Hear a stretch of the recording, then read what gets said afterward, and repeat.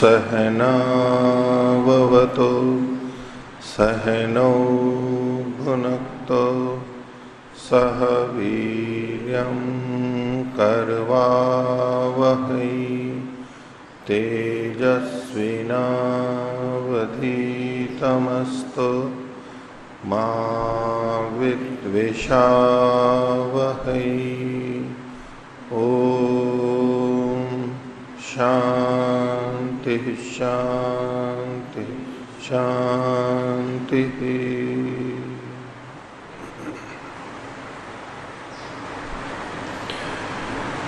वैशेषिक दर्शन की 80वीं कक्षा। वैशेषिक दर्शन पंचम अध्याय द्वितीय आन्यक। तो इसमें हमने कर्मों के बारे में पीछे देखा था और कौन कर्म से रहित है ये प्रसंग भी रहा। तमस अंधकार या छाया वो द्रव्य है या नहीं, गुण या कर्म है या नहीं, इत्यादि विषयों पर हमने कल देखा था। दिक् काल आकाश के बारे में भी और गुण और कर्म के बारे में भी कि वो सक्रिय है या निष्क्रिय है।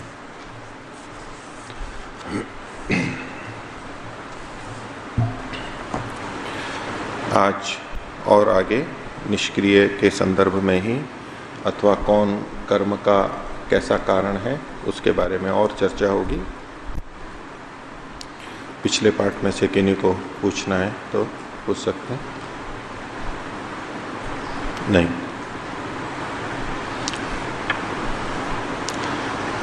गुणों में कर्म रहता है या नहीं रहता है, ये प्रश्न है।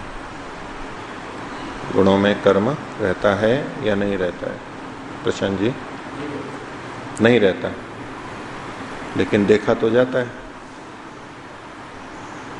देखा जाता है।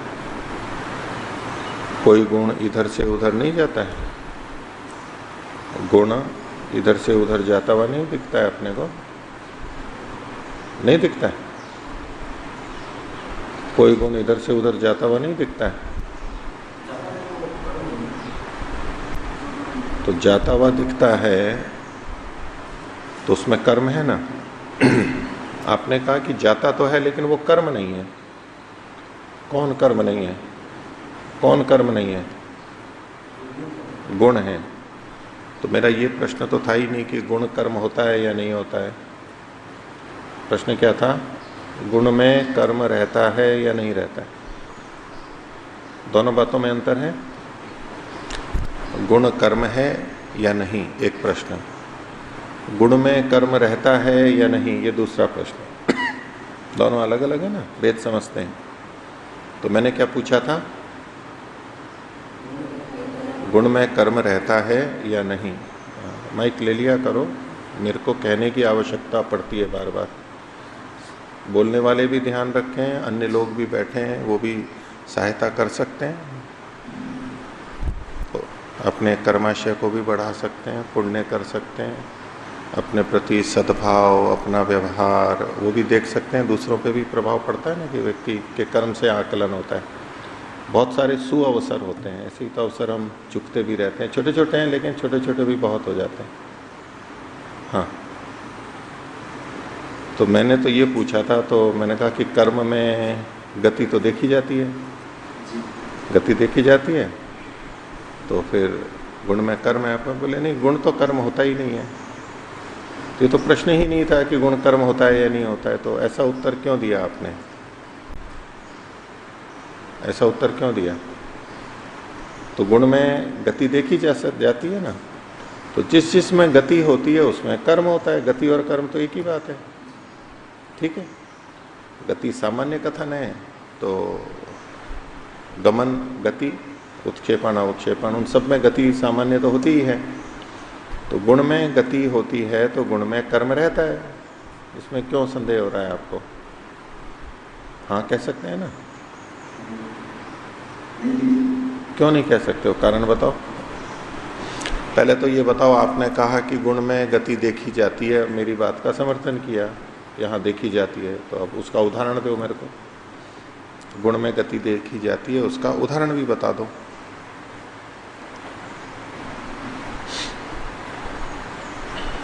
जैसे कोई नमक चावल बना तो नमक का नमक नमकीन जो है चावल चलेगी, चावल नमकीन रहती। तो नमक लवण रस, ठीक है। तो लवण रस पहले किसमें था? नमक में था, हाँ। लवण द्रव्य में था। कई बार द्रव्य में रस की प्रधानता होती है तो उस द्रव्य को भी रस के नाम से कह दिया जाता है। लवण कोई द्रव्य वैसे नहीं है, रस है, लेकिन उसको हम लवण भी कह देते हैं। इसी तरह से मधुर, मीठा, मीठा गुण है या द्रव्य है? मीठा गुण है या द्रव्य है? गुण है। आज मीठा बनेगा भोजन में, विशेष भोजन है, मीठा बनेगा। तो मीठा बनेगा तो मीठा का मतलब वहां पर क्या है? वहां मीठे का मतलब क्या है? गुण या द्रव्य? मीठे रस वाला कोई पदार्थ, खाद्य पदार्थ बनेगा तो गुण वाला, मधुर गुण वाला।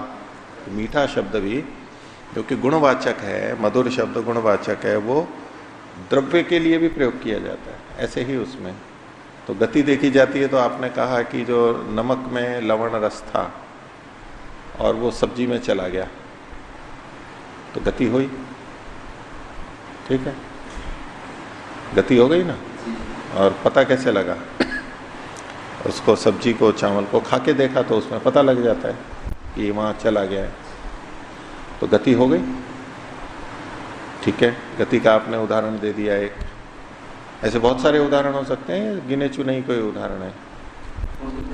कितने कितने उदाहरण हो सकते हैं? बहुत सारे। कितने? जितने ढूंढो उतने, कोई कमी नहीं है उसमें। तो फिर जब गुण में गति है तो कर्म क्यों नहीं है उसमें? गति और कर्म तो एक ही बात है। क्या आप गति को कर्म नहीं मानते हैं? गति को कर्म नहीं मानते हैं क्या? कर्म मानते हैं। तो जब गुण में गति है तो गुण में कर्म है, ये भी स्पष्ट हो ही जाता है। संदेह क्यों हो रहा है आपको? है? इतना सारा हमने पढ़ लिया, उसके बाद भी संदेह हो रहा है? इतनी स्पष्ट बात है तो भी संदेह हो रहा है?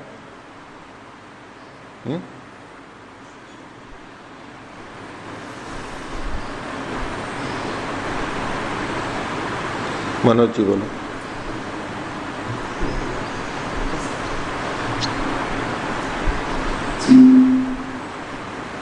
जी, मेरे से प्रश्न पूछ रहे हो? अभी तक क्या सुन रहे? अभी तक जो चर्चा चल रही थी उसमें क्या देख रहे थे? सुन रहे थे या देख रहे थे? सुन रहे थे। तो जी क्यों कहा? मैं पूछ रहा हूँ, वही प्रश्न आगे आपसे पूछ रहा हूँ मैं। उसमें प्रश्न क्या था कि गुण में गति होती है या नहीं होती है? होती है। तो फिर गुण में कर्म रहता है या नहीं रहता है? यही तो प्रश्न पूछ रहा था, और क्या बात चल रही थी? बताओ।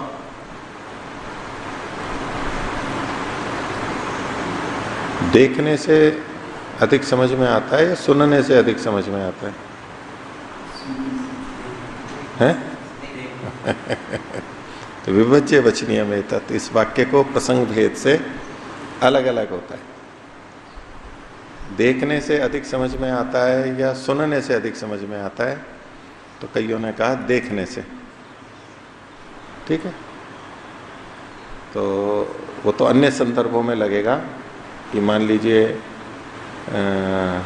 कपड़ा कैसे बनता है, तो एक तो सुने केवल और एक देख लें, तो किससे अधिक समझ में आएगा? देखने से अधिक समझ में आएगा। लेकिन आपका सिद्धांत है सुनने से अधिक समझ में आएगा। देखने से नहीं आएगा। जैसे जैसे नहीं, वो तो देख ही नहीं सकते, वो तो प्रसंग बात बाहर हो गई उसको क्यों लाते हो आप? अभी ऐसे ही तो प्रसंग से बाहर जाते हैं ना। आपको ऐसा उदाहरण देना है जिसमें देख भी सकते हैं और सुन भी सकते हैं। तो देखने से अधिक समझ में आता है या सुनने से अधिक समझ में आता है? आपने कहा देखने से अधिक समझ में आता है, नहीं सुनने से अधिक समझ में आता है। तो आप मेरे को देखते अधिक हो या सुनते अधिक हो? मेरे को मेरे को देखते अधिक हो या सुनते अधिक हो? आप देखते ज्यादा हो तो अब ये अलग प्रसंग है। आप लोग जो कह रहे हो ना कि देखने से अधिक समझ में आता है, वो अलग प्रसंग है। पर मैंने इनसे इस पृष्ठभूमि में पूछा था क्योंकि मेरे को देखते बहुत हैं आप में से कई जने हैं वो बहुत देखते हैं, देखते ही रहते हैं, देखते ही रहते हैं, एक टक देखते रहते हैं। देखने से अधिक समझ में आता है।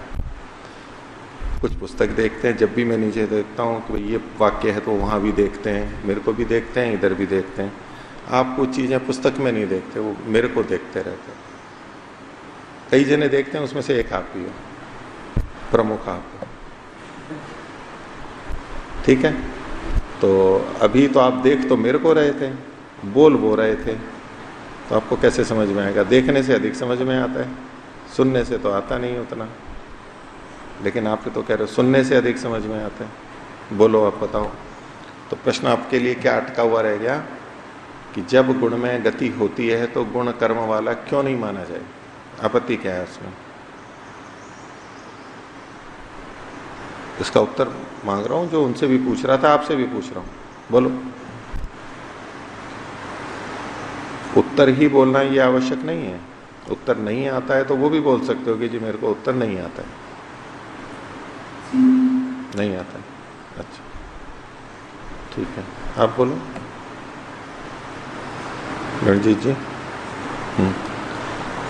प्रशांत जी, मैंने एक निर्देश कर रखा है कि जब मैं प्रश्नोत्तर करता हूं तो पुस्तक नहीं देखनी है आपको। बोले अच्छा, पुस्तक का ही तो मना कर रखा है, संचिका तो देख सकते हैं, संचिका तो देख सकते हैं ना, पुस्तक का ही तो मना कर रखा है। यद्यपि आप पुस्तक ही देख रहे थे अभी, लेकिन मैं बात कर रहा हूं क्योंकि कई बार व्यक्ति इतनी आज्ञा का पालन करता है ना, शब्दशः आज्ञा का पालन, शब्दशः शब्दशः आज्ञा का पालन करता है तो अच्छा माना जाता है ना जो शब्दशः करता है। क्यों जी? अब दोनों अर्थों में है ये भी वाक्य जो कहा है शब्दशः आज्ञा का पालन करेगा। तो एक तो अच्छे अर्थ में है कि जो कहा वो सब आज्ञा का पालन करते हैं, मानते हैं बात को। एक होता है कि वो शब्दशः ही करता है, बस शब्द ने जो कहा है वो ही करता है, जो भाव है उसको वो नहीं देखेगा, वो इधर उधर से दूसरी चीजें रास्ता निकालेगा। पहले ये तो आपने कहा ही नहीं था, पहले से सोच के रखा। अधिक बुद्धिमान व्यक्ति शब्दशः पालन की बात करते हुए भी वो स्वतंत्र करता है। जो कहा है वो किया करो, तो बस पकड़ ली बात। अच्छा, सबक सिखाऊंगा इनको भी, फिर देखूंगा। ये कह रहे हैं कि जो कहा जाए उसको माना करो, तो ठीक है मैं वही मानूंगा। फिर इनको कहना पड़ेगा कि, तो जब भी ये कहेंगे कि इन्होंने ये क्यों नहीं किया, बोले जी आपने कहा थोड़ा ना था, कहा थोड़ा ना था, भले ही भावना हो, कहा नहीं था, आप ही के आदेश का पालन कर रहा हूं कि जो कहा जाए वो मानो। तो चतुर व्यक्ति भी करते हैं, वो भी बात है। लेकिन भावना क्या है, किस तात्पर्य से कहा जा रहा है, उसको समझ लेते हैं। बुद्धि के प्रकार भी अलग अलग होते हैं ना, अलग अलग होते हैं। तो जितना कहा गया उतना ही करे, उसको कौन सी बुद्धि कहते हैं? हैं? लक्कड़ बुद्धि। तो ये तो निंदा में कह रहे हो तो आप तो। लक्कड़ बुद्धि तो निंदा में हो गई। दूसरी बुद्धि, एक लक्कड़ बुद्धि, दूसरी तेल बुद्धि, और तीसरी रबड़ बुद्धि। इनको क्रमशः व्यवस्थित करो ना। सबसे निचली वाली कौन सी? रबड़ बुद्धि। दूसरी लक्कड़ बुद्धि, तीसरी तेल बुद्धि।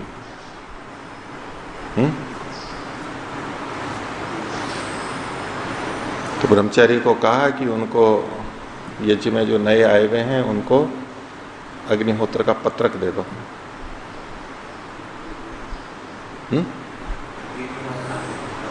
दे दिया और आए। यही तो कहा था कि दे दो, ठीक है ना। अभी पीछे भी हुआ था कई बार। फिर जब वो दे करके आ जाते हैं तो उनको दोबारा बुलाते हैं। अब वो नया आदमी, उसको क्या पता कौन सा मंत्र है, कहाँ चल रहा है। उनको कहा कि दे दो तो जाकर के दे दिया। अब दोबारा कहना पड़ता है, क्या करें। तो फिर उनको कहें कि भाई, अब वो प्रयोजन नहीं देख रहे कि किस लिए दिया गया था। वो उनको पुत्र किस लिए दिया गया था, किस लिए दिया गया था, वो बोले, देखें, बोल सकें। अक्षर से पालन करना है बस। उनको फिर कहते हैं कि भाई खोल के ये बताओ कि कहाँ चल रहा है ये। सामान्य व्यक्ति तो ढूंढता ही रहेगा, उसको नहीं मिलेगा। वो मंत्र नहीं जानता, वो संस्कृत नहीं जानता, ढूंढेगा तो पता नहीं कहाँ से कहाँ मंत्र चला जाएगा, वो ढूंढ ही नहीं सकता है। बहुत मुश्किल है उसके लिए। कोई बहुत बुद्धिमान हो तो जो ऐसा करे उसकी बुद्धि कैसी? काष्ठ बुद्धि। ये थोड़ा शिष्ट शब्द है? या शिष्ट शब्द का प्रयोग कर रहे थे। लक्कड़ बुद्धि, लक्कड़ बुद्धि है नहीं, शिष्ट शब्द हो जाता है ना। संस्कृत शब्द है ये, संस्कृत नहीं, शिष्ट लोग संस्कृत भाषा बोलते हैं ना, सुसंस्कृत होते हैं। जैसे आजकल अंग्रेजी संस्कृत भाषा, सुसंस्कृत भाषा बन गई है, शिष्टों की भाषा बन गई है कि उसमें अगर कोई भी बात बोल दो तो ठीक है। उसी के लिए हिंदी में बोल दो तो दिक्कत हो जाएगी लोगों को। वो शब्द नहीं बोल सकते, वो वाक्य नहीं बोल सकते। तो संस्कृत अंग्रेजी से कम नहीं है, संस्कृत अंग्रेजी से कम नहीं है। एक बार अंग्रेजी की निंदा करने वाले एक बोल रहे थे प्रवचन में कि बोले अंग्रेजी तो तब की भाषा है जब हम गुपचुप कोई बात करना चाहते हैं। जैसे कुछ लोग हैं पहले कम अंग्रेजी जानते थे, तो बोले उनको बताना नहीं है तो क्या करते हैं, अंग्रेजी में बात कर लेते हैं। भाई जो हिंदी जानते हैं उनको बताना नहीं है, कर्मचारी हैं या हमारे माता पिता हैं जिन्होंने अंग्रेजी नहीं पढ़ रखी है, तो बच्चे अंग्रेजी में कर लेते हैं और उनको पता ना लगे। तो अंग्रेजी कैसी भाषा है? गुपचुप में छुप के लुका छिपी वाली भाषा है। तो ये तो कोई अच्छी बात नहीं है, छल कपट वाली भाषा है। और उनसे कहो कि आप कर्मचारियों के सामने कभी औरों से बात करते हैं तो कैसे करते हैं, तो वो संस्कृत में बोलते हैं। नहीं, विद्वान है ना, विद्वान तो प्रवचन करते हैं तो संस्कृत में भी बोल लेते हैं, संस्कृत जानते हैं। तो जब कभी सामान्य लोग हों तो संस्कृत में बोले, उनको बताना नहीं है तो संस्कृत में बोल लेते हैं। तो अब संस्कृत कौन सी भाषा हुई? वो भी वही गुपचुप वाली भाषा हुई। भाई हेतु तो दोनों जगह लगेगा। आप जिस हेतु से उसकी निंदा कर रहे हो वो हेतु तो अपने ऊपर भी तो आके पड़ेगा। जिसको आप हिंदी से भी बड़ा समझ रहे हो और अंग्रेजी को तो हिंदी से भी नीचे समझ रहे हो, तो वो तो वार तो इस पे भी आके पड़ेगा ना। जो आलोचना कर रहे हो तो वहां भी आके पड़ेगी। लेकिन आपने शिष्ट शब्द का प्रयोग किया, बुरा नहीं लगता है लोगों को ना। काष्ठ बुद्धि।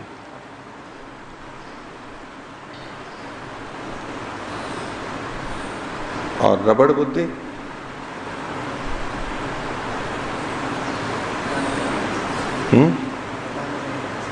बताने पे भी न करे या उसको भी और छोटे से में कर लें। एक बैठे थे, उनको दे करके आओ, उनको दे के आओ, तो बस उन्हीं को दे करके आएंगे। दूसरे और अगर एक दो हैं उनको भी दे के आ जाए कोई। कहा तो एक को था, पर उनको ठीक है और भी बैठे हैं उनको भी दे दिया, खोल के दे दिया, बता दिया।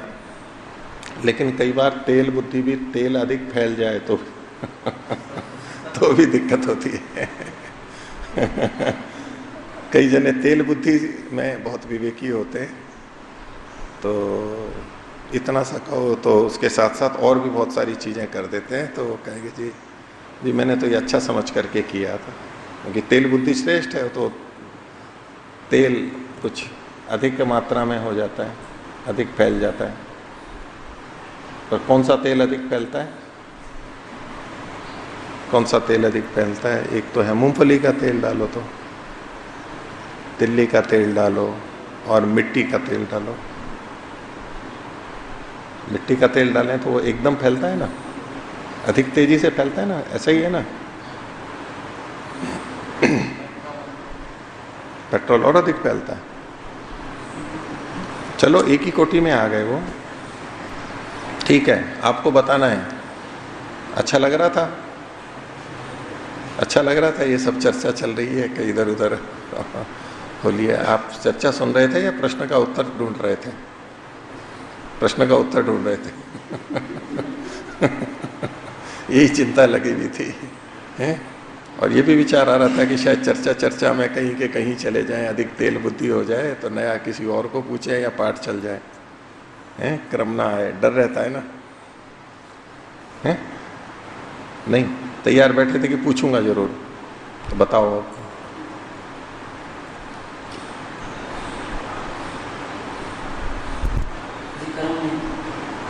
जी कर्म नहीं होता।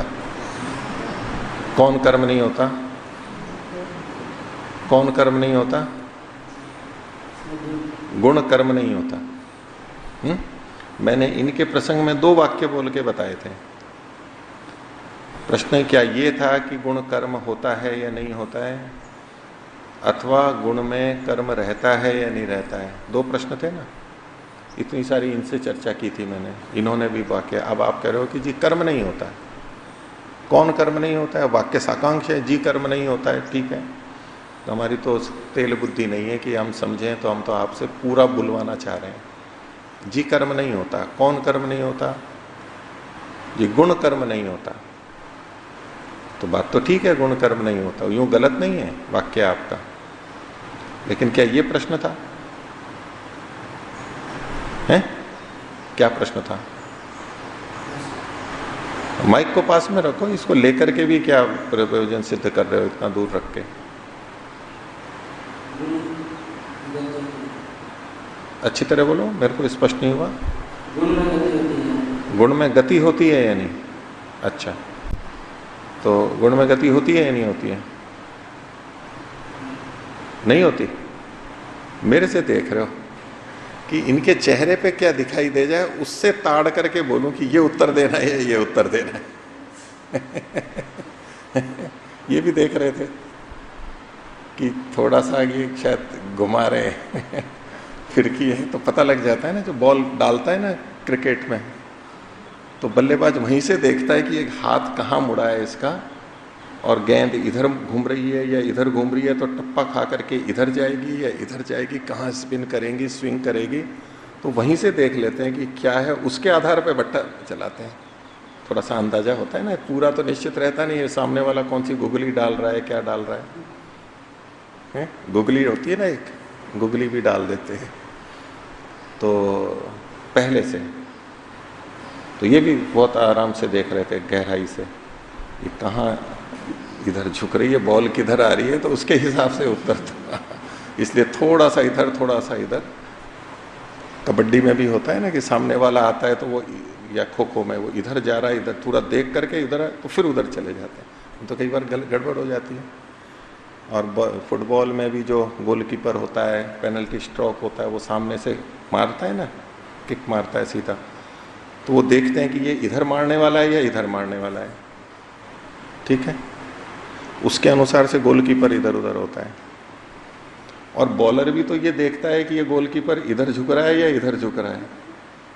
नहीं, इधर झुक रहा होता है तो इधर मार देता है, और इधर झुकते होता है तो इधर मार देता है, ठीक है।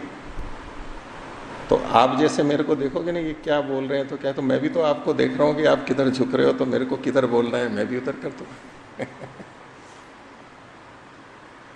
हाँ, तो जी गुण जी कर्म नहीं है, गुण कर्म नहीं है, तो ये तो बात नहीं हुई।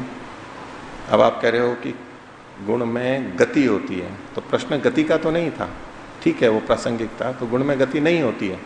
तो इन्होंने बताया ना, नमक में लवण जो होता है सफेद सफेद, उससे फिर वो चावल में या सब्जी में आ जाता है, तो गति नहीं हुई है, गति नहीं हुई है। चलो सीधा उदाहरण लो, ये सफेद है, गुण है ना, तो अब ये इधर से आया तो ये गुण इधर से इधर नहीं आया, गुण इधर से इधर नहीं आया। एक गुण दूसरे गुण में नहीं जाता है। अग्नि का उष्ण गुण जल में नहीं जाता है, जाता है ना, तो गति नहीं है क्या? है ना, तो मना क्यों कर रहे थे? और उदाहरण दो, खूब उदाहरण है ना। आप वहां से यहां चल के आए तो आपका जो भार था, परिमाण था, जो आपके कमरे में था, वो यहां पर आ गया ना। वो कहाँ है? आपका भार वहीं पर है या यहां पर है? यहां पर है ना, तो गुण चल के आया है या नहीं? गुण में गति होती है ना, नहीं होती है।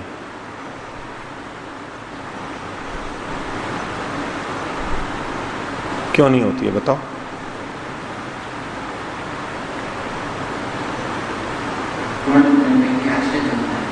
गुण द्रव्य के आश्रित होता है, तो होता है, इसमें तो किसी को कोई मतभेद नहीं है।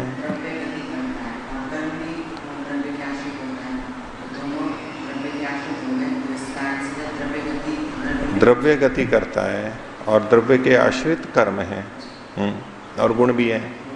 हाँ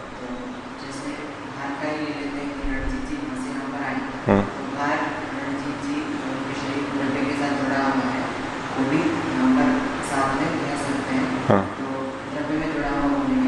हाँ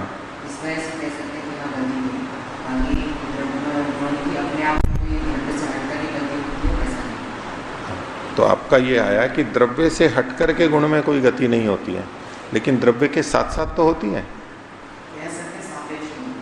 किसकी सापेक्ष में? कि द्रव्य के सापेक्ष में।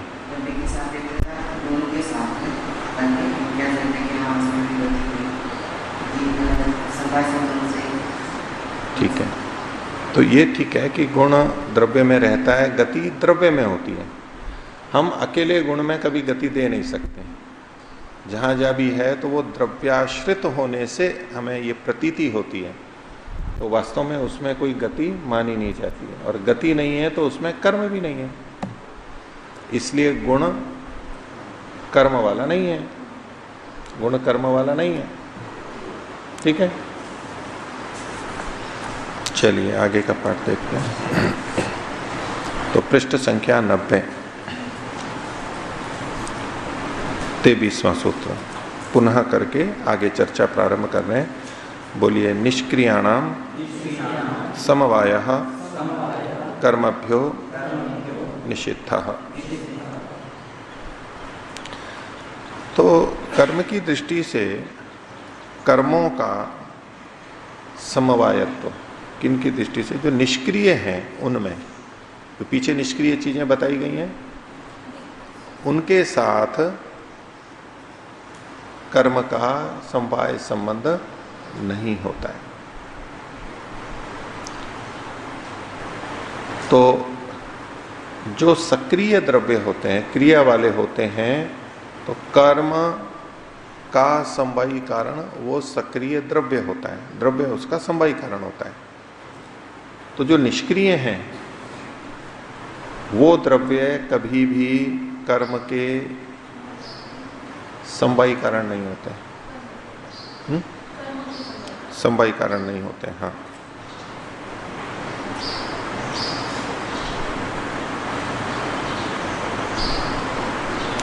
वो कभी भी समवायी कारण नहीं होते।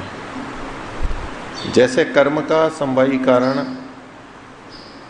तीर हो सकता है, वस्त्र हो सकता है, लेकिन जो निष्क्रिय हैं वो समवायी कारण नहीं होते।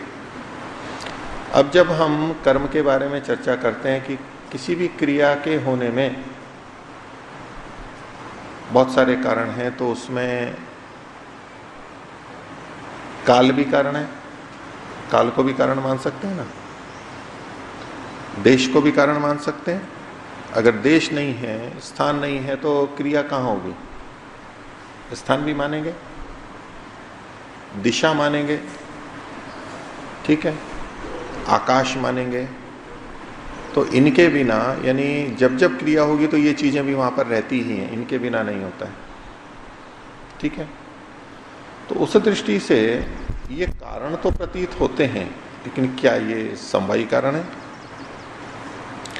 जैसे कर्म का जो समवायी कारण होता है वो साथ साथ रहता है, ठीक है। तीर में गति हो रही है, तो वो जो गमन क्रिया हो रही है या उत्क्षेपण अवक्षेपण जो भी हो रहा है, उसका समवायी कारण वो तीर है, तो तीर उसके साथ साथ रहता ही है।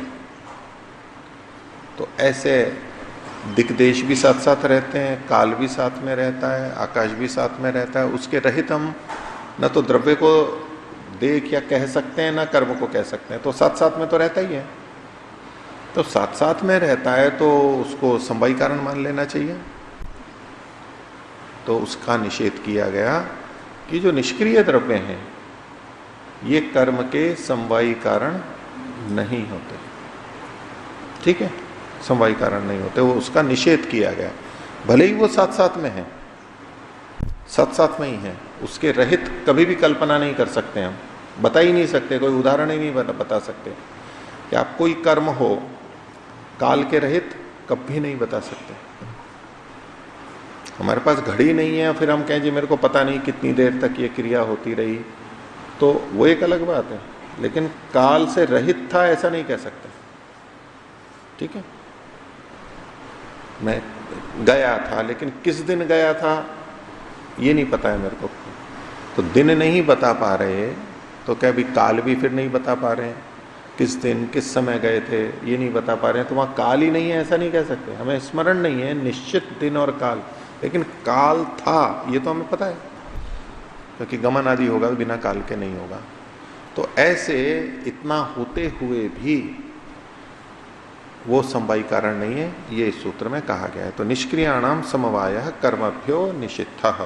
भाष्य देखिए, निष्क्रियाणाम द्रव्याणाम अद्रव्याणाम, तो निष्क्रिय जो द्रव्य हैं, सूत्र में निष्क्रियाणाम लिखा है, तो निष्क्रियाणाम द्रव्याणाम, द्रव्य का भी ग्रहण होगा और अद्रव्यों का भी ग्रहण होगा। अद्रव्य में कौन आएंगे?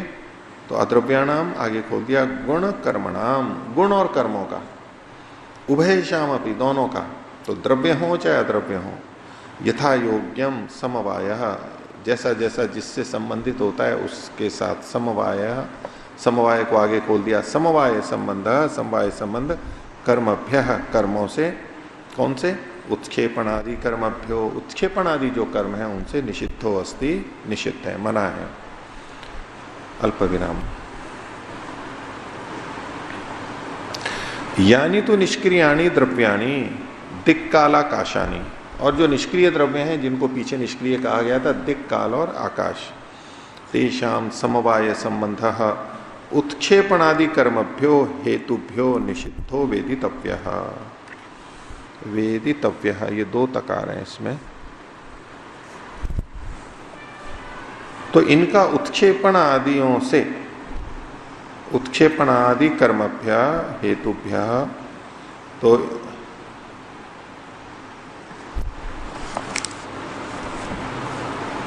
तो उत्क्षेपण आदि के जो हेतु होते हैं उनमें, उनसे निषेध जानना चाहिए। तो उत्क्षेपण आदि के जो हेतु हैं उसकी दृष्टि से इनका समवाय संबंध नहीं होता। दिक्कालाकाशानी तेषाम समवाय संबंध उत्क्षेपणादि कर्मभ्यो हेतुभ्यो, उत्क्षेपणादि जो कर्म हैं उनके, उनसे निषिद्ध समझना चाहिए। आगे, उत्क्षेपणादि कर्माणि लक्ष्यीकृत्य, उत्क्षेपणादि जो कर्म हैं उनको इंगित करके क्रियावताम द्रव्याणाम एवं समवाय संबंधो भवति, उनको लक्षित करके तो क्रिया वाले जो द्रव्य हैं उन्हीं का समवाय संबंध होता है इनके साथ में। तो उत्क्षेपणादि कर्म के जो हेतु हैं उसमें, उन गणनाओं में इनका दिक् काल और आकाश का गणन नहीं किया जाता है, मुख्य रूप से समवाय संबंध से। आगे दिक् कालाकाशेषु खलु उत्क्षेपणादि कर्माणि भवन्ति। दिक् काल आकाश में उत्क्षेपणादि कर्म होते हैं। सक्रिय द्रव्य समवेतानी, कैसे होते हैं कि दिक् काल आकाश में जो सक्रिय द्रव्य है उससे के साथ रहने से होते हैं। अर्थात दिक् काल आकाश में कोई सक्रिय द्रव्य है, उसमें क्रिया हो रही है, ये उसके साथ में है, बस इतना ही है, इस रूप में उसमें हो रहे हैं। तस्मात् दिक् कालाकाशा नाम संयोग संबंधस्तु आधारत्वेन अवतिष्ठते। तो दिक् काल आकाश का उस कर्म के साथ या कर्म के आधार जो द्रव्य है उसके साथ में संयोग संबंध तो होगा। संयोग संबंध का मना नहीं कर रहे हैं।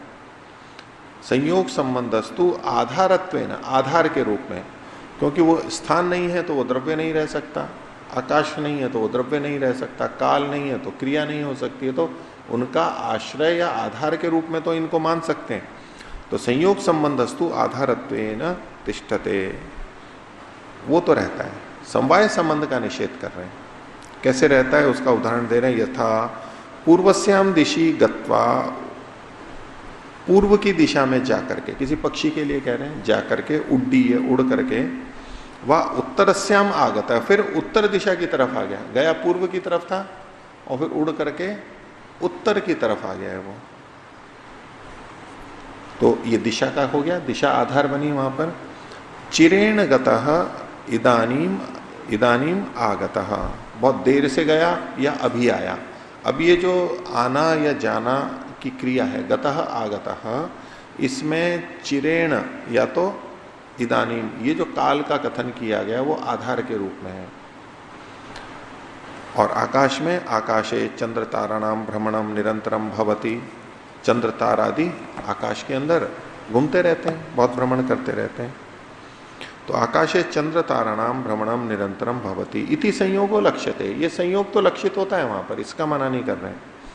अथच ये निष्क्रिया कर्म गुणा, और जो निष्क्रिय कर्म और गुण होते हैं, द्रव्यों के बारे में तो बता दिया पहले, अब कर्म और गुण के बारे में, यानी अद्रव्य के बारे में भी, क्योंकि निष्क्रियाणाम में उन्होंने पहले द्रव्य कहा, फिर अद्रव्य भी कहा, अद्रव्य में गुण और कर्म, तो उनका कह रहे हैं।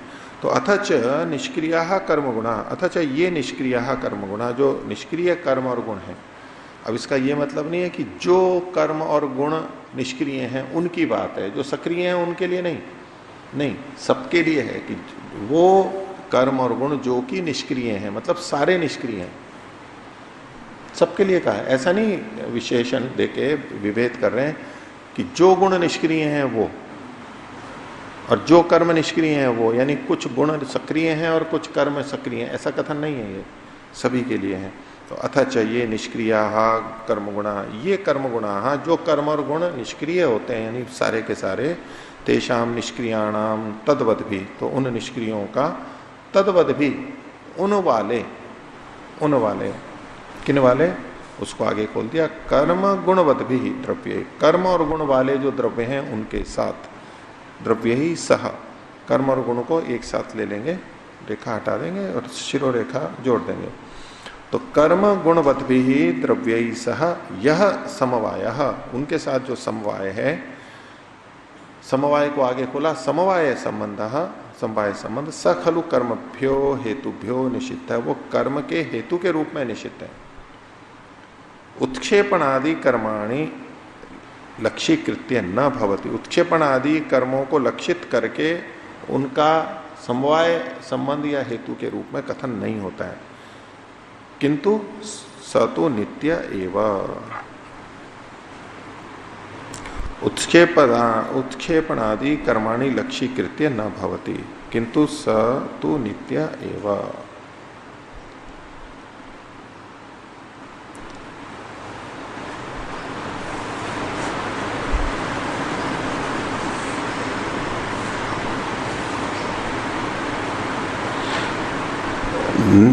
जो क्रियाशील द्रव्य हैं उनके साथ में वो जुड़ेगा, सबके साथ में नहीं जुड़ेगा।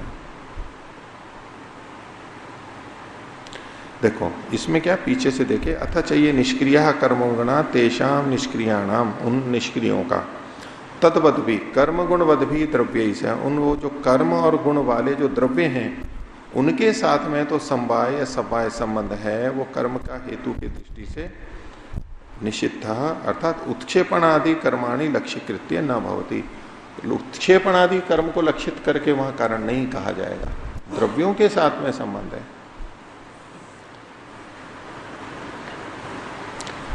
आगे परंतु 24वां सूत्र बोलिए, कारणम तो असमवायिनो गुणाः, गुण जो हैं वो कौन सा कारण होते हैं, समवायी कारण का तो पीछे निषेध कर दिया, तो गुणाः तो असमवायिनो कारणम, असमवायी कारण होते हैं। इसकी चर्चा हम बहुत पहले कर चुके हैं।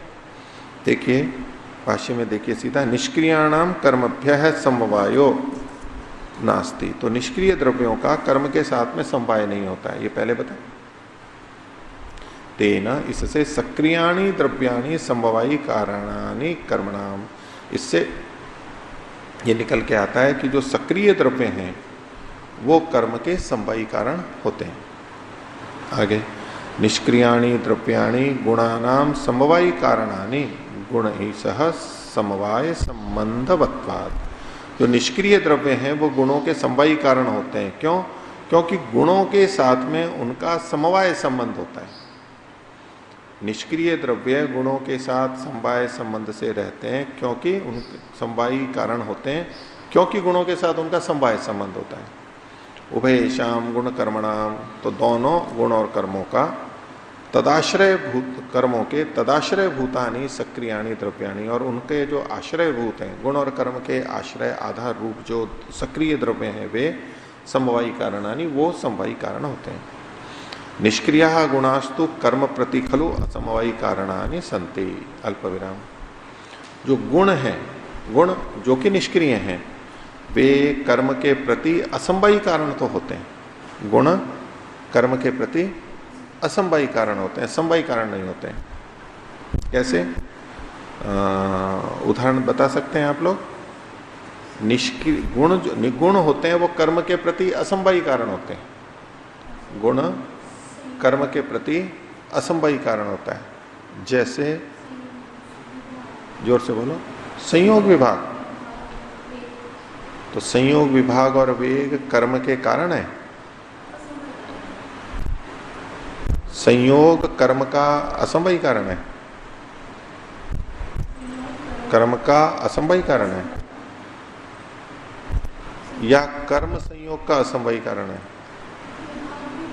विभाग मत लीजिए, पहले ये बताइए कि संयोग कर्म का असमवायी कारण है या कर्म संयोग का असमवायी कारण है। जो आप संयोग विभाग वेगानाम समानम कर्म, तो वहां तो कर्म को कारण के रूप में माना गया है इनका, लेकिन अभी प्रसंग चल रहा है कि कर्म का कारण कोई गुण है क्या? कर्म का कारण गुण हो सकता है? कौन सा है? गुरुत्व और प्रयत्न। पीछे आया ना ये सारा का सारा। वो वस्तु जो गिर रही है नीचे, गुरुत्व, वो तो समवायी कारण है वस्तु, और जो गुरुत्व गुण है वो उसका असमवायी कारण है। ठीक है। और प्रयत्न और संयोग। अच्छा, वेग है, वेग नाम का जो संस्कार है वो भी कारण बनता है उसमें, वो वेग नाम का संस्कार गुण है। तो आगे कहते हैं निष्क्रिया गुणा कर्म प्रति खलु असमवायी कारणानि सन्ति, अल्प विराम, द्रव्यम प्रति गुणम प्रति तो सन्ति ही इति विवेकः। और ये जो गुण हैं ये द्रव्य के प्रति और गुण के प्रति तो कारण होते ही हैं। तो गुण गुण को आरंभ करते हैं, तो गुण गुण के कारण भी बनते हैं, गुण द्रव्य के भी कारण बनते हैं, गुण गुण के कारण बनते हैं और गुण द्रव्य के भी कारण बनते हैं। तो गुण द्रव्य का कारण बनता है, इसका कोई उदाहरण बताएंगे राजेश जी? गुण द्रव्य का कारण बनता है, इसमें कोई उदाहरण बताएंगे? अच्छा, ठीक है। वैसे तो प्रसिद्ध उदाहरण है और उत्तर भी ठीक है आपका, लेकिन कई बार क्या करना होता है, हमें करना चाहिए। ये तो तंतु वाला तो उदाहरण चल ही रहा है, आप कोई दूसरा उदाहरण भी दे सकते हैं ना। कौन सा दे सकते हैं?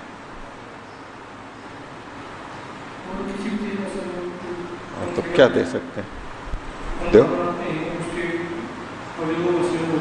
उनका संयोग है, कुछ भी दे सकते हो, ठीक है। प्रचलन में चलो हम ये एक ही दो उदाहरण देते हैं कि घट और पट, ठीक है, घटपट से आगे हमारी गति है नहीं, और ज्यादा से ज्यादा मठ तक हो जाएगी। घट पट और मठ, एक घटपट घटपट घटपट, आपको सुनाया था ना मैंने पहले एक बार, हैं? क्या घटपट घटपट कर रहे हो? अब किसी को यूं कह दो कि क्या घटपट घटपट कर रहे हो, तो वो सोचेगा ये क्या कह रहा है मेरे को, लगेगा ना। तो घटपट घटपट यूं बोले हैं तो वो क्या समझेगा, ये क्या खटपट कर रहे हो, या ये क्या गड़बड़ कर रहे हो। सामान्य व्यक्ति को कहो ना ये घटपट घटपट क्या कर रहे हो, तो उसको तो ये तो पता नहीं है कि दर्शन में ये घटपट चलती रहती है, तो वो क्या समझेगा, खटपट चलती रहती है, ये क्या खटपट कर रहे हो। तो खटपट कर रहे हो तो दोष दिखाया जाता है, और वो अर्थ उसका समझेगा क्या गड़बड़ कर रहे हो। खटपट घटपट का वो तात्पर्य क्या लेगा, ऐसा कुछ कह रहा है, ये शब्द तो नहीं पूरा समझ में आ रहा है, लेकिन कुछ यूं कह रहा है कि कुछ गड़बड़ कर रहे हो आप, गड़बड़ कर रहे हो, तो उसको बुरा लगेगा ना। हम कहेंगे क्या गड़बड़ कर रहे हो। कोई दूसरा उदाहरण, ठीक है, आपने ठीक दे दिया। तो द्रव्यम प्रति गुणम प्रति तो संति ही विवेक, ये तो होता ही है, इसमें तो ज्ञान है ही, विवेक है ही, लेकिन कर्म के प्रति भी होता है, ये कर्म के प्रसंग में। तो उदाहरण स्वयं आगे लिखे ना, यथा तंतु संयोगो द्रव्यस्य वस्त्रस्य असमवायी कारणम। तो तंतुओं का संयोग जैसे द्रव्य वस्त्र रूपी द्रव्य का असमवायी कारण होता है। तो संयोग विभाग वेगा, संयोग विभाग और वेग जो होते हैं ये शब्द से असमवायी कारण है, नहीं, ये शब्द के असमवायी कारण होते हैं। ये कौन सा उदाहरण हो गया, गुण, गुण का असमवायी कारण होता है। संयोग विभाग और वेग शब्द के कारण है, पीछे बताया कौन से कारण है, तो ये असमवायी कारण के लिए, तो गुण गुण का असमवायी कारण होता है, ये बताया गया। बाणे वेग कर्मणो असमवायी कारणम, और बाण में जो वेग है वो ये तो गुण है, ये कर्म का असमवायी कारण होता है। तो कारणम तो असमवायी नो गुणा, गुण जो होते हैं वो कर्म के प्रति समवायी कारण नहीं होते, असमवायी कारण तो हो जाते हैं। ये सूत्र ने कहा। आगे देखिए 25वां सूत्र, बोलिए, गुणई दिग व्याख्याता। तो जैसे गुण के बारे में है वैसे दिशा के बारे में भी समझ लेना चाहिए, ठीक है। तो ऐसी बातें कब करते हैं हम कि ठीक है ये तो उसके समान समझ लेना, ये तो उसके समान समझ लेना, कब करते हैं, कब करते हैं हम व्यवहार में बोलते रहते हैं ना, ये तो उसके समान है, ये उसके समान है, ये उसके समान है। कहाँ करते हैं, उपमान में। वो उसके समान, वो तो उपमान हो गई। अष्टादयी में देखते हैं ना, सिद्धियां करते हैं, रचनानुवाद कौमुदी में भी हाँ उसके समान समझ लेना, उसके समान है। और प्रथमावृत्ति में सिद्धियां और वगैरह खूब होता है ना। आगे तिंग की उत्पत्ति कैसे है, सुप की उत्पत्ति, या ये है, ये छोड़ देते हैं, उसके समान है, उसके समान है। कब करते हैं ये, समझा चुके और हमें पता है कि सामने वाला समझ गया है, अब उसके लिए बार बार कहने की आवश्यकता नहीं है, तो कह देते हैं बस। तो यदि हमें कोई कहे कि ये इसके समान समझ लेना, तो इसका मतलब है कि वो हमारे को बुद्धिमान समझ रहा है। नहीं, जानकार समझ रहा है ना तभी। नहीं तो बच्चों को और उनको तो हर बात बार बार बताते हैं ना, और बार बार बताओ तो हम भी चिढ़ जाते हैं कि ये तो बता तो दिया, मेरे को क्या सोच रहे हो, मेरे को पता नहीं है, बताए बार बार क्यों बोल रहे हो। तो अगर कोई ऐसा पूर्ववत कहे तो इसका क्या मतलब हुआ, अर्थापत्ति निकलती है ना कि वो हमारे को बुद्धिमान समझ रहा है, ठीक है। और हमें समझ में नहीं आया तो उसको क्या लगेगा, उसको बुरा लगेगा, झुंझलाएगा। क्यों झुंझलाएगा? मैं तो इनको बुद्धिमान समझ रहा था, ये बुद्धिमान है ही नहीं। समझदार समझ रहा था, ये समझदार है ही नहीं।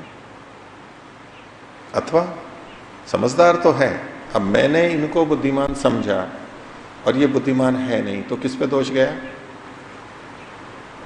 मैंने सामने वाले को बुद्धिमान समझा और वो बुद्धिमान है नहीं, तो दोष किस पे गया? किस पे गया प्रणव जी? सामने वाला बुद्धिमान नहीं है तो दोष तो उसका हुआ ना, हाँ या ना? दोनों का हुआ। प्रसंग उतने भी देखो ना, वाक्य का क्या मतलब होता है। मैंने उसको बुद्धिमान समझा लेकिन वो बुद्धिमान था नहीं, तो दोष किस पे गया? स्वयं पे गया ना, उस पे क्यों गया? वो बुद्धिमान नहीं है, ये कोई अपने आप में दोष नहीं है अभी इसी प्रसंग में, तो फिर अपने पे चला जाता है। तो अपने पे तो कोई दोष लेना नहीं चाहेगा, फिर किस पे दोष देगा? तुम समझते नहीं हो, तुमने ध्यान नहीं दिया है। अब जब ये बोलेंगे तो दोष किस पे गया? सामने वाले पे गया। मैंने गलत नहीं समझा था, मैंने जो आपको बुद्धिमान समझा, बुद्धिमान तो आप हो, मैं गलत कैसे समझ सकता हूं? मैं नहीं समझता, मैं तो ठीक ही हूं। लेकिन फिर भी अगर दूसरे को टोक रहे हैं तो क्या? आप समझ नहीं रहे हो, आप ध्यान नहीं दे रहे हो, इत्यादि इत्यादि होता है। तो ये तो सब चलता रहता है देखो, बोलने करने में, ठीक है। हमने कहा, दूसरे ने नहीं समझा, तो जब हम कहते हैं कि उसके समान है, इसके अतिरिक्त भी बात होती है कि जब कभी हमें थोड़ा जल्दी होती है ना, शीघ्रता होती है, हम आलस्य के कारण या और किसी के कारण से हम कहना नहीं चाहते, तो बस कहते हैं बस ये बाकी तो सब ऐसे ही समझ लेना है, ये उसी के समान समझ लेना, ये उसी के समान समझ लेना, ये उसी के समान समझ लेना। ठीक है, तो दोनों दृष्टि से देख सकते हैं। समझाने वाला समझाना नहीं चाहता है, देर लगेगी, समय लगेगा, तो कहते हैं ये उसके समान, ये उसके समान, ये उसके समान, बस आगे आगे आगे चलते जाओ। तो ये भी एक कारण होता है नहीं, दृष्टि भेद है, अपनी अपनी व्याख्या है। कोई समझता है कि नहीं मैं तो आपको बहुत बुद्धिमान समझता हूं, इसलिए मैं ऐसे ही चलता जा रहा हूं, आपको पता ही है, पता ही है, पता ही है। महाभाष्य पढ़ने में बता रहे थे, होता है ना कई बार ऐसे, व्याकरण तो पढ़ लिया, महाभाष्य पढ़ना है, तो कई बार नींद आ जाती है, ठीक है। और चूंकि गुरुकुलों में पढ़ते हैं प्राकृतिक ऋषियों जैसी स्थिति में, तो हवा भी चलती रहती है, ठीक है। एक दो पन्ने निकल गए, उड़ करके इधर उधर चले गए आगे, और जहां दृष्टि थी वहीं पढ़ाना शुरू कर दिया। फिर पहले यहां पढ़ा रहे थे, थोड़ी नींद आ गई, पन्ने पलट गए, या बातचीत करते हुए उधर पन्ने पलट गए, देखो ये वहीं से पढ़ाना शुरू कर दिया। आगे आगे शीघ्रता से पाठ हो जाता है ना। कई बार प्रकृति भी सहायता करती है देवों की, जो और कई बार विद्यार्थी को होता है, और कई बार विद्यार्थी भी देखता है कि चलो अच्छा हो गया कोई बात नहीं, तो और तो कुछ पढ़ा नहीं रहे, वैसे ही जाने दो, तो पृष्ठ भी चले जाते हैं। जब बोझ बन जाती है ना कोई चीज पढ़ते हुए, तो ऐसा होता है। वास्तविक बता रहा हूं, वास्तविक बता रहा हूं, ऐसा होता है। उपाधि भी हो गई व्याकरणाचार्य की, और कहीं पृष्ठ भी हो गए, ऐसे थोड़ा शीघ्रता में चल जाता है ना। परस्पर सहयोग करते हुए आगे बढ़ते हैं। देवलोग एक दूसरे की सहायता करते हैं ना, सहायता करते हैं। वैसे समाज में देखा जाता है कौन लोग एक दूसरे की सहायता अधिक करते हैं? देवलोग आपस में अधिक सहायता करते हैं, या राक्षस लोग अधिक सहायता करते हैं? मतलब धार्मिक लोग आपस में अधिक सहायता करते हैं, या अधार्मिक लोग अधिक सहायता करते हैं एक दूसरे की? अब वो फिर भी बच लिए अधार्मिक तो वैसे स्वार्थी होते हैं, लेकिन उनका स्वार्थ इसी में होता है, क्योंकि वो जो गलत कार्य करते हैं उसमें एक दूसरे की खूब रक्षा करते हैं। धार्मिक लोग अपने अच्छे कार्यों में एक दूसरे की रक्षा करने में उतनी सहायता नहीं करते, क्योंकि उनको कोई डर नहीं होता है, निर्भय होते हैं, भाई हमने कुछ गलत तो किया ही नहीं और मैंने किया है वो है मेरे पास में। और वो लोग क्यों सहायता करते हैं एक दूसरे की? डर से, भय से कि ये खुल गया तो मैं भी पकड़ा जाऊंगा और इनको रक्षा करनी है, तो उनकी रक्षा में वो अपनी रक्षा समझते हैं, सबकी उन्नति में अपनी उन्नति समझता है। ये भाव उनमें ज्यादा होता है, सबकी उन्नति में अपनी उन्नति उन लोगों में। इसलिए कहते हैं कि अधार्मिकों में संगठन अधिक होता है या धार्मिकों में अधिक संगठन होता है? बहुत संगठित रहते हैं एक दूसरे के लिए, बहुत संगठित रहते हैं। हालांकि जब वहां भी स्वार्थ का टकराव आता है तो विभाग भी बहुत जल्दी होता है, फिर मारकाट भी होती है आपस में जबरदस्त, लेकिन जब तक चल रहा है तब तक संगठित रहते हैं, एक दूसरे के साथ संगठित रहते हैं। ठीक है, चलो पाठ कम है आज आपका, हो गया वैसे तो सब। तो ये उसके समान है, उसके समान है, उसके समान है। तो ये हमारे को विद्वान समझ के चल रहे हैं, भाई पढ़ने वाले अच्छे हैं, उसके समान समझ लेना चाहिए। तो गुणैर्दिक व्याख्याता, गुणों से दिशा की भी व्याख्या समझ लेनी चाहिए। क्या समझ लेनी चाहिए? तो अब व्याख्याकार तो हमारे को उतना बुद्धिमान समझते नहीं है, इसलिए उन्होंने व्याख्या की है। सूत्रकार ने तो समझ ली थी। फिर जब व्याख्याकार करते हैं तो वो कहते हैं कि देखो सुहृदभूत होकर के उन्होंने हमारे लिए ये बात को प्रकट किया, क्योंकि हम तो सूत्र से समझ नहीं पाते। व्याख्या की है ना, तो क्यों किए? सुहृदभूत, मित्र होकर के, कि भाई इनका भला हो उसको। तो ब्रह्ममुनि जी मित्र होकर के हमारी व्याख्या, हमारी सहायता कर रहे हैं, व्याख्या कर रहे हैं, यूं भी देख सकते हैं, या हमारे को ना समझ करके हमारे लिए व्याख्या कर रहे हैं, वो भी देख सकते हैं। हम दोनों में से क्या देख रहे हैं वो तो देख लो। तो कहते हैं गुणैस्तुल्या दिक् खलु व्याख्याता विज्ञेया, जो गुणों के तुल्य होती है, गुणों के तुल्य ही दिक् की व्याख्या भी विज्ञेया समझ लेनी चाहिए। पूर्ण विराम लगा लीजिए। गुणवत् कर्म प्रति, गुणवत् मतलब है यहां पर समान, गुण के समान, कर्म के प्रति, कर्म के प्रति जैसे गुण की बात कही गई थी, तो गुण के समान कर्म के प्रति दिक् अपि असंभवी कारणम अस्ति। तो जैसे गुण कर्म के प्रति,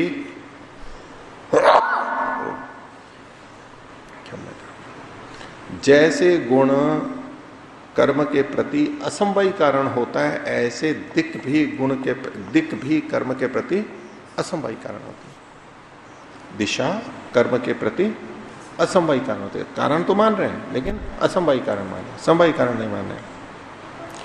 उदाहरण दे रहे हैं, पूर्वस्याम उदितः, पूर्व दिशा में जो उदित हुआ है। पश्चिमायाम अस्तम गतः, पश्चिम दिशा में अस्त को प्राप्त हुआ है। कौन है ऐसा? कौन है ऐसा प्रशांत जी? सूर्य पूर्व दिशा में उगता है और पश्चिम दिशा में जाता है। और चंद्रमा? चंद्रमा पश्चिम से उगता है। चंद्रमा पश्चिम से उगता है और पूर्व में अस्त को प्राप्त होता है। पक्का?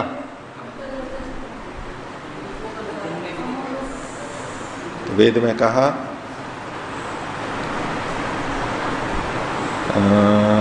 क्या है? सूर्य चंद्रमा से उधाता नहीं, हम सूर्य और चंद्र के समान गति करें। स्वस्ति पंथा हम अनुचरें। बिल्कुल ठीक कहा। कैसे? सूर्य चंद्रमसा विवा, सूर्य और चंद्र के समान हम गति करें। सामने वाला सूर्य हो तो हम चंद्रमा बन जाएं, और सामने वाला चंद्रमा है तो हम सूर्य बन जाएं। और दोनों के समान कैसे करेंगे आप? इधर से चलें या उधर से चलें?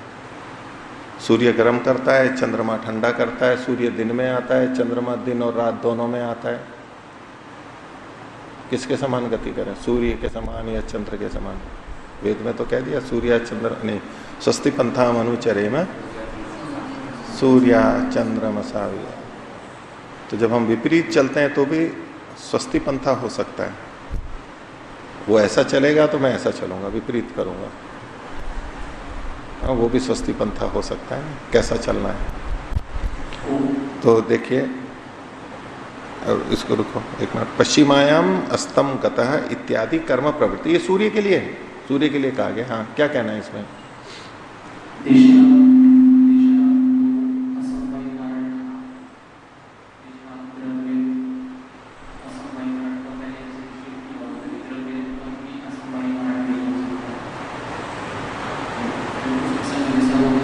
ये वचनों में मिलेगा इनके, यही तो समस्या है, इसीलिए तो निर्णय नहीं कर पाते ना कि आखिर क्या कहना चाहते हैं। अब आगे काल को निमित्त कारण कहा है। अब प्रश्न वही आ जाता है कि भाई जब काल को हम इसी तरह से निमित्त कारण मान रहे हैं तो दिशा को भी निमित्त कारण मान लें। तो कई बार क्या किसी किसी बिंदु को लेकर के ये अलग अलग कथन कर देते हैं, इसीलिए व्याख्याकारों में भी अलग अलग हो जाता है। अब जो काल है, कर्म की दृष्टि से काल को देखेंगे तो यद्यपि जहां जहां कर्म होता है वहां वहां काल भी होता है, लेकिन काल कैसा है? वो क्षणिक होता है, नष्ट होता जाता है। ऐसा जब हम मानते हैं तो उसको निमित्त कारण की तरह मान लेते हैं। और दिशा जो है वो तो दीर्घ काल तक बनी रहती है, लंबे समय तक साथ में। जिसको हम पूर्व दिशा कह रहे हैं वो पूर्व दिशा में ही गति कर रहा है, वहीं पर ही। तो वो हमारी दृष्टि से मतलब पूर्व में है, पूर्व में गति कर रहा है, लेकिन काल तो बदलता जा रहा है। तो कई बार जो चीज समवायी कारण नहीं है लेकिन साथ में बनी रहती है, उसको हम असमवायी कारण के रूप में ले लेते हैं। और जो निमित्त कारण है वो साथ में नहीं बना रहता कार्य के। तो कर्म यदि कार्य है उस दृष्टि से, अब इन्होंने क्या सोचा होगा, मैं तो एक आपको ऊहा कह रहा हूं कि शायद ये अंतर करके सोचा हो, कोई स्पष्टीकरण तो लिखा नहीं है उन्होंने। तो उसको सामान्य रूप से हम निमित्त कारण के रूप में ले लेते हैं, ठीक है। साथ साथ इन्होंने असमवायी कारण के रूप में किया। तो गुणैर्दिक व्याख्या था, क्योंकि इसमें क्या असमवायिनो गुणा, पीछे जो लिखा है ना, तो असमवायी शब्द आया है कि गुणों से दिक की भी व्याख्या समझ लेनी चाहिए। तो गुण को कर्म के प्रति असमवायी कारण माना है इन्होंने।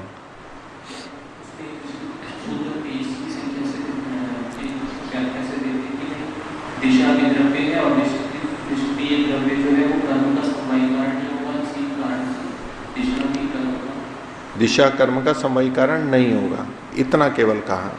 समवायी कारण निषेध है। तो कारणम तो असमवायिनो गुणः, गुण तो असमवायी कारण है, यह सूत्र कह रहा है। अब यहां कहा गुणैर्दिक व्याख्या था, गुणों से दिक की भी व्याख्या समझ लेनी चाहिए। तो गुण के समान समझ लेनी चाहिए ना, ये एक तात्पर्य आएगा। सूत्र की दृष्टि से देखेंगे तो क्या कहेगा व्याख्याकार? असमवायी कारण की दृष्टि से देखने लगेगा, भाई इसको हम समवायी कारण माने, समवायी तो मानना नहीं है, तो असमवायी माने या निमित्त माने। तो निमित्त जो जैसे प्रेरक होता है उस तरह से, जैसे कुम्हार है वैसे सीधे सीधे जो सहायक होते हैं। अब ये जो है काल, दिशा आदि, ये तो वैसे तो सदा ही बने रहते हैं साथ में, उनका होना आवश्यक है, हम नकार नहीं सकते, लेकिन वो साथ में बने ही रहते हैं। ये भेद इसमें रहेगा। और इसमें एक बिंदु ये भी है कि हम इसको 25वें सूत्र को 24वें सूत्र से जोड़ के ना देखें। अगर उसको हम जोड़ के देखेंगे तो वो असमवायी आने लगेगा। और या तो हम कहें कि भाई उसके समान समझ लेना चाहिए। क्या समझ लेना चाहिए? गुणों से दिशा की व्याख्या समझ लेनी चाहिए। क्या समझ लेनी चाहिए? क्या समानता देखेंगे? कि वो समवायी कारण नहीं है। तो ये बात तो 23वें में कही दी गई थी कि गुण जो कि निष्क्रिय है वो समवायी नहीं, और दिशा के लिए पहले कही दिया था वो निष्क्रिय है। तो द्रव्य है जो निष्क्रिय द्रव्य है और गुण और कर्म है, ये समवायी कारण नहीं है। तो अगर समवायी कारण का ही निषेध करना था वो तो 23 से हो ही चुका था, ये 25वें में क्या कर रहे हैं? तो समवायी न मान करके लेकिन कारण तो मानना होता है, तो उसमें असमवायी कारण है ये 24वें में कह दिया गया और उससे इसकी तुलना कर दी गई। तो वो सहजता से ये आता है कि ये इसको असमवायी कारण माना जा रहा है। तो वो जो निष्कर्ष आ जाता है कि द्रव्य कभी भी असमवायी कारण नहीं होता, उस पर प्रश्न खड़ा हो गया कि भाई इस रूप में द्रव्य भी समवायी कारण, असमवायी कारण हो सकता है। लेकिन इसको जब हम देखते हैं कि जो दिशा आदि जो है, ये जो द्रव्य हैं, ये वैसे द्रव्य नहीं है, वो पंच महाभूत वाले जो प्रकृति से बने हुए तत्व हैं उस जैसे ये है नहीं। ये नित्य द्रव्य हैं। वैसे तो वो जो असमवायी कारण नहीं होते वो उस तरह के द्रव्य तो असमवायी कारण नहीं होंगे, लेकिन ये जो काल और दिशा है ये अलग तरह के हैं। ये तो एक तरह से काल के बारे में तो चर्चा ही, वो तो एक तो अवस्तु रूप भी होते हैं, तो उस रूप में इनको थोड़ा भेद करके कहीं कथन होता है, उतनी स्पष्टता से नहीं कर पाते वर्गें कि यहाँ ये होगा या ये होगा, ये थोड़ी सी दिक्कत है इसमें।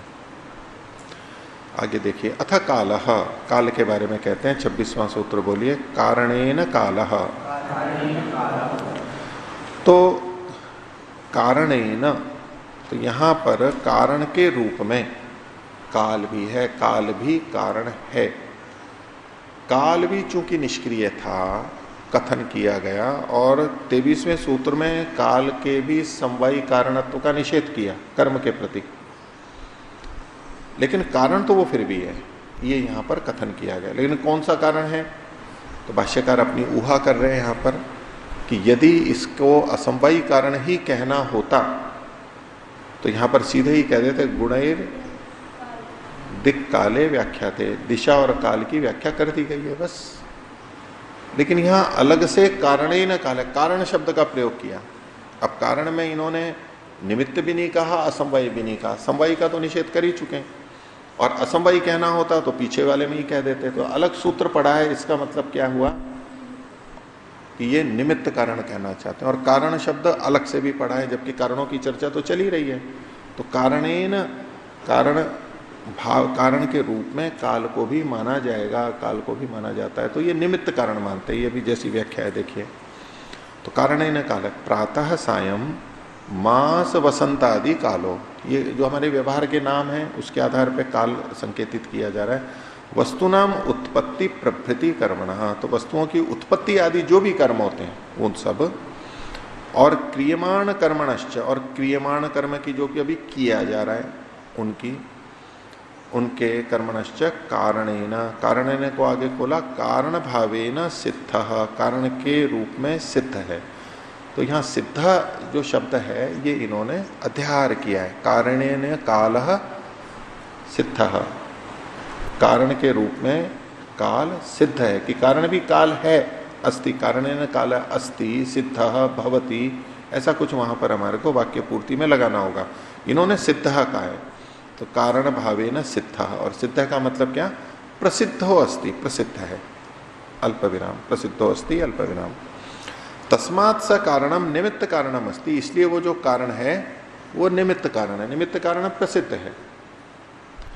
तस्य निष्क्रियत्वात् न भवतु समवायी कारणम अल्प विराम, इसके निष्क्रिय होने से, काल के निष्क्रिय होने से भले ही वो समवायी कारण न हो, भवतु असमवायी कारणम, लेकिन निमित्त कारणम तो साक्षात अस्ति एव, लेकिन निमित्त कारण तो है ही सीधा सीधा, क्योंकि बिना काल के क्रिया हो नहीं सकती।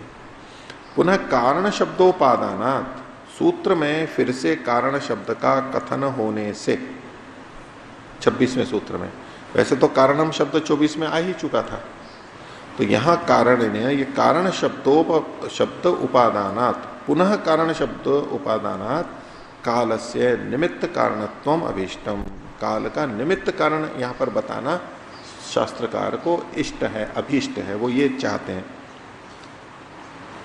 क्यों, उत्पत्ति आदि परिणाम निमित्तत्वात्, उत्पत्ति आदि परिणामों का निमित्त होने के कारण से, तो काल को ये निमित्त कारण मान रहे हैं, दिशा को ये असमवायी कारण मान रहे हैं।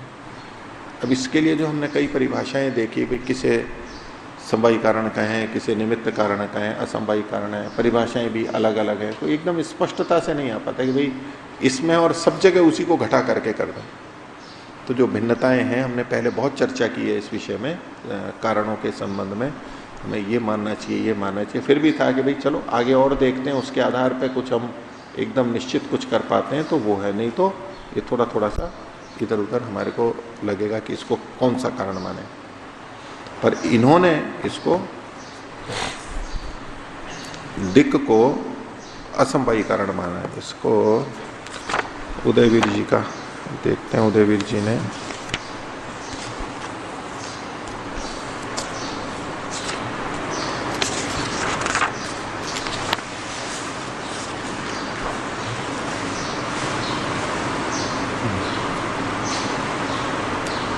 निमित्त कारण माना है, इन्होंने इसको भी निमित्त कारण माना है, काल को भी निमित्त माना है और इसको भी निमित्त माना है।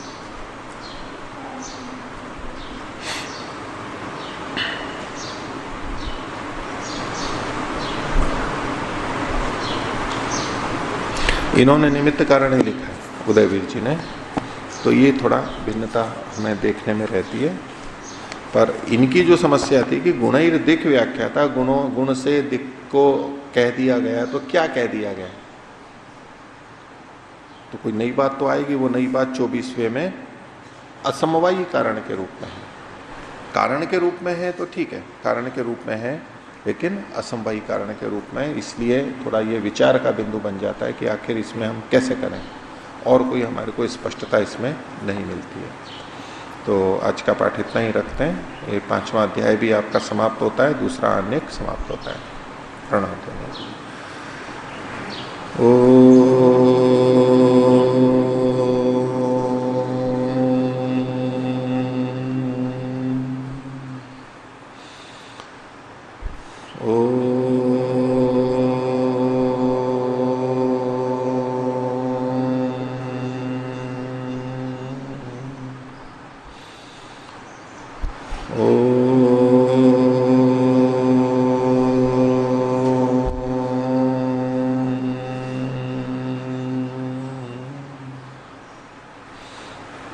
सभी को सादर अभिवादन।